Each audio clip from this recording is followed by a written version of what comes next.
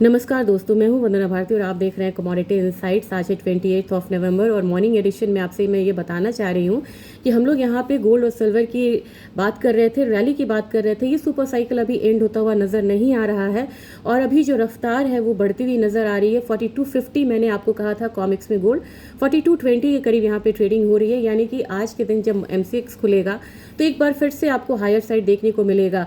अपना बाजार बिल्कुल रेंज में यहाँ पे कारोबार कर रहा है और कॉमिक्स में ज़्यादा तेजी है, प्रीमियम है।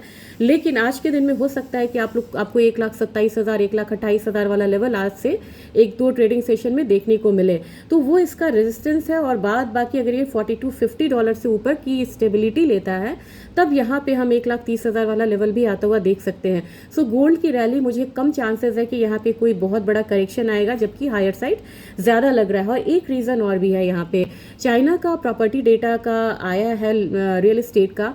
अभी भी वहाँ पे जो डाउनफॉल है वो कंटिन्यू है और ख़राब डेटा के बीच, खासकर चाइना के ख़राब डेटा के बीच, जो गोल्ड की सेफ हेवन बाइंग है वो बढ़ जाती है।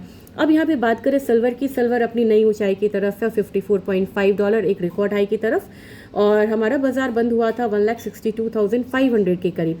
अब आप यहाँ पे उम्मीद कर सकते हैं, अच्छा एक चेंज आप यहाँ पे देखिएगा, कॉमिक्स में ये ऑल टाइम हाई की तरफ गया दोबारा, लेकिन हमारा जो 1,70,000 वाला लेवल है वो अभी काफ़ी दूर है। तो ऐसे मार्केट ट्रेड होती है और आउट परफॉर्म करती है एक दूसरे को।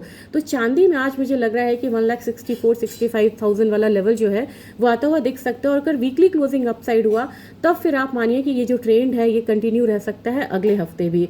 US ऑयल अब यहाँ पे 1% अप है। 1% अप का मतलब है हमारा बाजार एक बार 5350 से 5360 वाला जोन जो है वो आता हुआ देख सकता है। जबकि नेचुरल गैस अभी भी $4.65 की तरफ ट्रेड हो रहा है, लेकिन आज ये 2% अप है।